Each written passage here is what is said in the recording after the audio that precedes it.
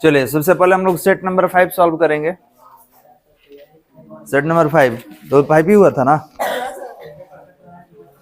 चलिए ध्यान देंगे बालक, बात नहीं, आपका विद्युत स्थितिकी का जो टेस्ट चल रहा है उसमें ये सेट नंबर 5 है, तो आज 5 और 6 2 करेंगे हम लोग। चलिए देखते हैं क्वेश्चन नंबर 1 से। कह रहा है एक आवेशित चालक की सतह के किसी बिंदु पर विद्युतीय क्षेत्र का तीव्रता क्या होगा, सतह के लंबवत होगा। तो फर्स्ट का हो जाएगा बी नंबर। याद रखिएगा विद्युत बल रेखा सतह के लंबवत निकलता है, तो option number B is the right answer.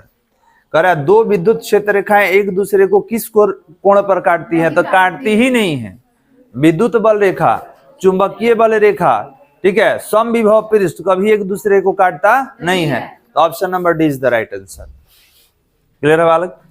चलिए आगे क्या कर रहा है, क्वेश्चन नंबर 3 करे कि एक समांतर प्लेट संधारित्र 2 पारावैद्युत स्थिरांक के तेल में डुबा दिया जाता है, तो दोनों प्लेटों के बीच विद्युतीय क्षेत्र का मान हो जाएगा।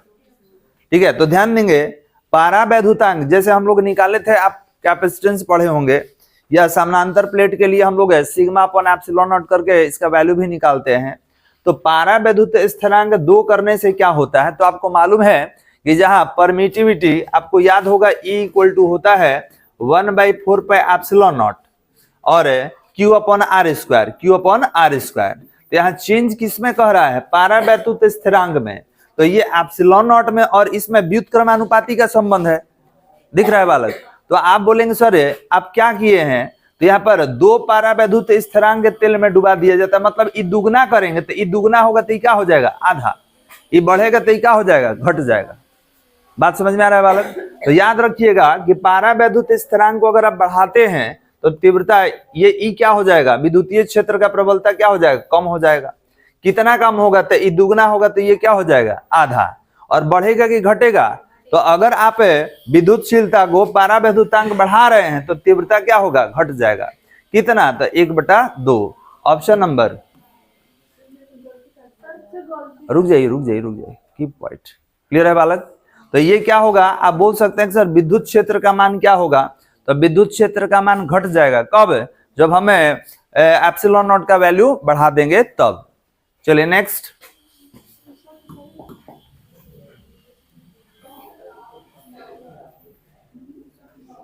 करा किसी संधारित्र की धारिता का मात्रक होता है, फैराड होता है, ऑप्शन नंबर सी। चलिए वायु में गोलीय चालक की धारिता समानुपाती होती है, तो C equal to 4 pi epsilon not into R। तो E तो अचर है, तो C किसके समानुपाती, R, गोले की त्रिज्या, तो ऑप्शन नंबर बी।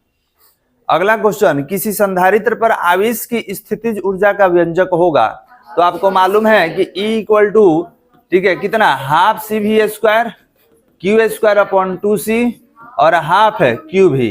अब खोज लीजिए कौन दिया है, तो half CV², option number A, 6 का ए। चलिए आगे बढ़ते हैं। कह रहा है कि जब समांतर पट्टिका वायु संधारित्र की पट्टिकाओं के बीच की दूरी बढ़ती है तब इसकी धारिता का मान होगा। तो ध्यान देंगे, अगर बात करें धारिता का, तो C बराबर epsilon not epsilon R into A upon D, यही ना पढ़े थे समांतर प्लेट के लिए। तो अगर बीच की दूरी बढ़ती है तो बीच की दूरी धारिता में देख लीजिए उल्टा संबंध है, तो दूरी बढ़ाइएगा तो धारिता घट जाएगा, दूरी बढ़ाएंगे तो धारिता कम हो जाएगा, तो ऑप्शन नंबर बी। तो 7 का कितना हो गया, बी। 8 पर आते हैं। कह रहा है कि संधारित्र के श्रेणी क्रम संयोजन में जो राशि प्रत्येक संधारित्र के लिए समान रहती है वह क्या है। तो श्रेणी क्रम संयोजन में आवेश एक समान, विभव अलग अलग, और समांतर क्रम में आवेश अलग अलग और विभव एक समान। तो श्रेणी क्रम में याद रखेंगे सबके लिए क्या एक समान होगा, आवेश एक समान होगा।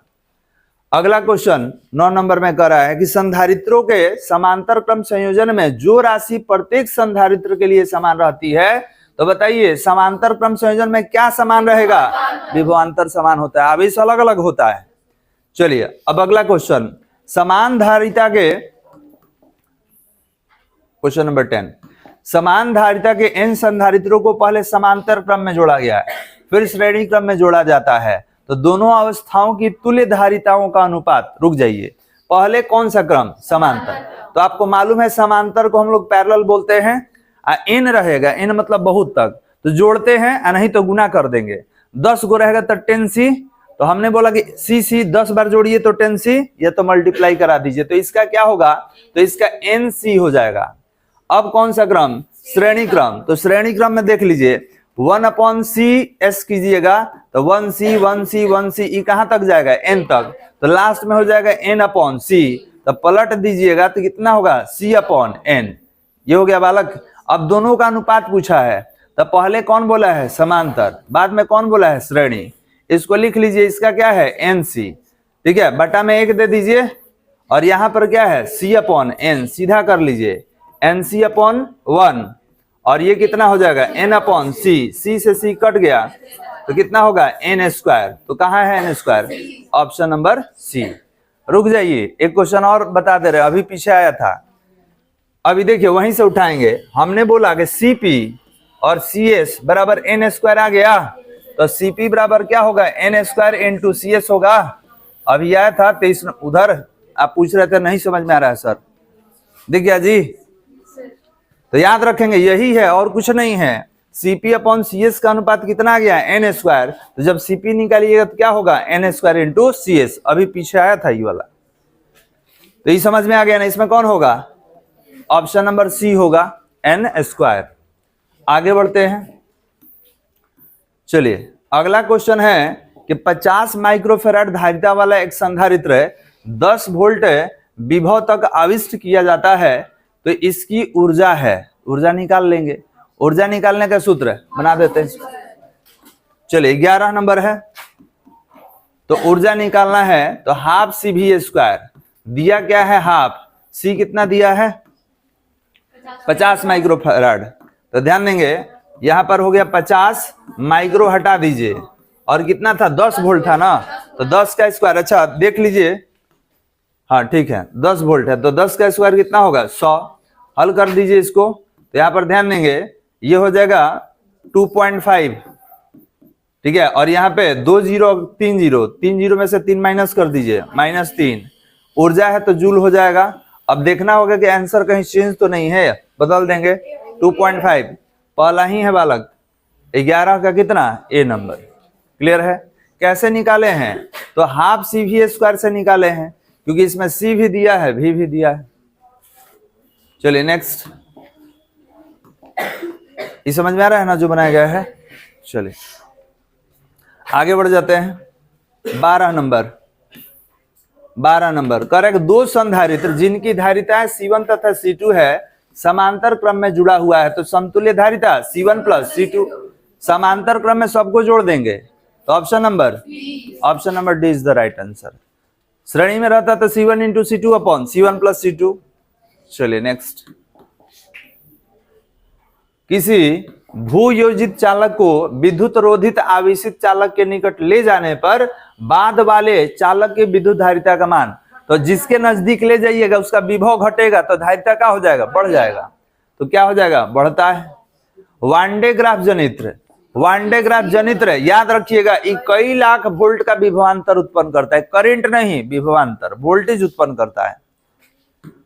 चलिए 15 नंबर, यदि कई संधारित्र उपलब्ध हो तो उनके समूहन से उच्चतम धारिता प्राप्त करने के लिए उन्हें कौन सा क्रम में जोड़ेंगे? समांतर क्रम में सबसे ज्यादा धारिता मिलता है और श्रेणी क्रम में कम। तो हमसे अधिकतम पूछा है कि उच्चतम धारिता प्राप्त करना है, तो कौन सा क्रम में जोड़ना पड़ेगा? समांतर क्रम में। एप्सिलॉन नॉट का मात्रक क्या होता है? फैराड पर मीटर होता है। चलिए विद्युतीय फ्लक्स को किसके द्वारा सूचित करते हैं? तो φe से सूचित करते हैं। अगला क्वेश्चन, विद्युतीय द्विध्रुव की निरक्षीय स्थिति में विद्युतीय विभव का मान क्या होता है? 0 होता है। अक्षीय रहता तब क्या होता? P/R²। चलिए 19 नंबर, कह रहा है कि 100 वोल्ट तक आवेशित करने पर एक संधारित्र की संचित ऊर्जा 1 जूल हो, तो संधारित्र की धारिता बताइए। बना लेंगे। चलिए वोल्टेज दिया है और जूल दिया है जी। 19 नंबर बताइए क्या दिया हुआ है? वोल्टेज कितना और ऊर्जा दिया हुआ है कितना? 1 जूल। क्या निकालना है? धारिता। कौन सूत्र यूज करे बताइए? U बराबर कितना, हाफ CV²। तो यहाँ पर U दिया है 1 जूल, 1/2 हो गया, C निकालना है V का स्क्वायर, तो 10 के पावर 4 हो जाएगा। ये इधर ले जाइए, 2 बराबर C गुना 10 के पावर 4, तो C बराबर 2/10 के पावर 4, नीचे से ऊपर जाएगा तो 2 गुना 10 के पावर -4 फैराड होगा। तो कितना, 2 गुना 10 के पावर -4 फैराड। 19 ए नंबर। विद्युतशीलता का मात्रक होता है 20 नंबर। चलिए, किसी सूक्ष्म विद्युत द्विध्रुव के मध्य बिंदु से बहुत दूर r दूरी पर विद्युत विभव समानुपाती किसका होगा, 1/4πε0। ध्यान देंगे, डाइपोल के लिए है तो P/r²। तो ये संबंध सही होगा। यहां तक कोई दिक्कत बालक? चलिए बंद कर दीजिए, अब दूसरा हम लोग करेंगे।